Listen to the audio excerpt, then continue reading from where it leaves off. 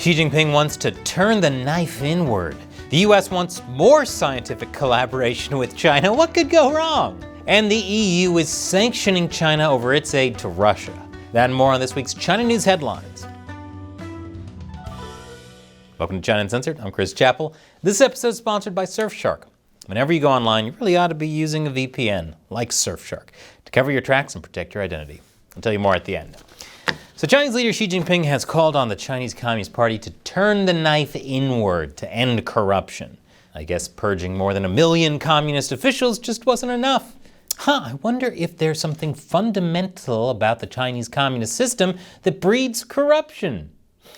No, probably needs more purges. Xi said this during a speech to the party's anti-graft watchdog at the beginning of the year. It's just now being published, so my guess is Xi is trying to whip up an anti-corruption fervor among the general population and CCP power brokers. There have been several recent high-level purges in China's military, so Xi probably wants everyone to know things are fine. Keep listening to Xi. He's got this. China is lengthening visa-free stays for tourists. Of course, this doesn't include Tibet or Xinjiang, which require special permission to visit. For absolutely no reason whatsoever, why do you ask? Up until now, there were 2 tiers for stopover tourists on their way to another country. Eligible visitors could travel for up to 3 or 6 days in the country without a visa, depending on where they arrived in China. But now that period has been extended to 10 days. I know, you're falling all over yourself, eager for a trip to China. The CCP is desperate for tourism after pandemic lockdowns killed their economy. But not tourism to all areas for absolutely no reason whatsoever. Why do you ask? Apparently, these measures seem to be working, since the number of foreigners entering the Chinese mainland in the third quarter of this year reached a record high since tracking began a decade ago. Guess not enough people are watching China Uncensored. The Chinese company Advanced Microfabrication Equipment, Inc. has been dropped from a Pentagon blacklist after suing the U.S. Department of Defense. AMEC, as it's known, is a Shanghai-based company that makes gear and machinery for chip makers. It was put on the Pentagon blacklist in January for alleged ties to the People's Liberation Army, which it strongly denies. Which of course likely means they and the CCP have more strings attached than the inside of a piano. The Pentagon's blacklist doesn't formally sanction organizations on it, but does discourage U.S. firms from trading with them. So back in August, AMEC decided to sue the Department of Defense, which led to the sudden policy change last month where the company was removed from the list. And now the company's stock is up. I guess for investors it doesn't matter whether or not you've ever been on a blacklist, only whether or not you're on one right now. Maybe I should invest in bullets because they're just lining up to shoot themselves in the feet. This coincides perfectly with the US and China signing a new modified science collaboration pact endorsed by President Joe Biden. The original version of this pact has been in place since 1979. It gets renewed every 5 years. But amid diplomatic tensions, the agreement expired in August and wasn't immediately renewed. I don't know why. I can't think of a single reason anyone would have to distrust Chinese scientists.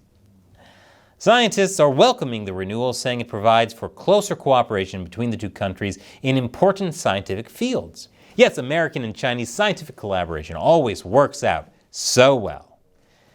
The agreement is symbolic and doesn't receive any funding, but it still lays out a course for how China and the US should cooperate on scientific research. The renewed pact does have quite a few new restrictions. It's narrower in scope, only focusing on collaboration regarding basic science projects between government agencies and departments. It excludes work on critical and emerging technologies potentially important to national security, such as artificial intelligence and semiconductors. But hey, if they want to make a mean baking soda volcano together, knock yourselves out. However, the pact doesn't say anything about collaborations between US and Chinese universities or private companies. But proposals for research collaboration will be reviewed by certain government agencies led by the White House, and the State Department will be vetting research projects to make sure that they don't pose a threat to national security. So some good news, I guess, as long as those government agencies can actually do their job and do it well. But hey, I can't think of a single reason to worry about U.S. government officials not doing their jobs well and it leading to a catastrophe in a Chinese lab. I can think of two. And after the break, will Trump save TikTok? Welcome back. Trump met with the CEO of TikTok at his Mar-a-Lago resort. It's unclear what the two talked about, but Trump had this to say about TikTok. We'll take a look at TikTok. You know, I have a warm spot in my heart for TikTok because I won youth by 34 points. And there are those that say that TikTok has something to do with that. The same way Trump likely has a warm spot in his heart for McDonald's, though that might just be the cholesterol. Of course, Trump tried to ban TikTok and WeChat by executive order when he was president first time around. But Biden dropped it shortly after taking office. TikTok will be facing a ban in the U.S. unless its Chinese parent company, ByteDance, sells it. They aren't, though, because they're controlled by the CCP, and the CCP does not want to lose its direct propaganda line to millions of American youths. But this week, the Supreme Court has agreed to look at the law that would effectively ban it to see if it's constitutional. But TikTok, time is running out. The European Union has imposed sanctions on Chinese entities over Ukraine war support to Russia. The European Council, the EU's highest decision-making body, targeted 30 organizations and 54 people with sanctions for actions deemed to undermine or threaten the sovereignty, territorial integrity, and independence of Ukraine by directly supporting Russia's military and industrial complex through dual-use products and even giving Russia drone technology. These sanctions come months after Western countries repeatedly warned China of the consequences of continuing to aid Russia's illegal war. Now the CCP is furious with the EU. How dare they eventually do what they said they would do months ago, just because we didn't listen to them? Foreign Ministry spokesman Lin Jian, during a press conference on Tuesday, said that the sanctions are unilateral and have no basis in international law or authorization by the UN Security Council. Even though the United Nations Security Council doesn't have authority over sanctions imposed by independent countries or bodies. Looks like he needs to retake International Relations 101. I assume that class's first lesson is, don't do this. And did you know that every time you go online, everything you do is potentially compromised? And that's why no matter where you live, no matter what you do online, you should always be keeping your internet activity private with a VPN like Surfshark.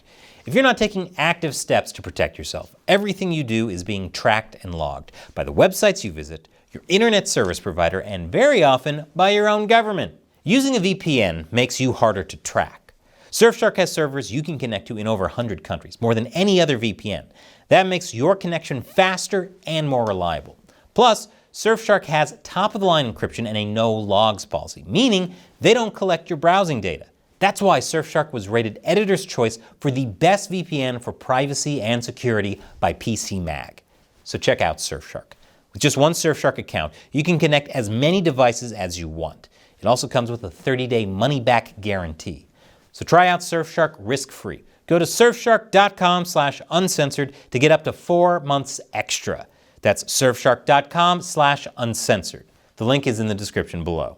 And before YouTube kicks you to a random video, check out the latest episode of my show Deep Thoughts While Gaming, where I hide controversial topics in video game content. This one is about how to survive living with narcissists from the perspective of the new game, A Quiet Place: The Road Ahead. Once again, I'm Chris Chappell. See you next time.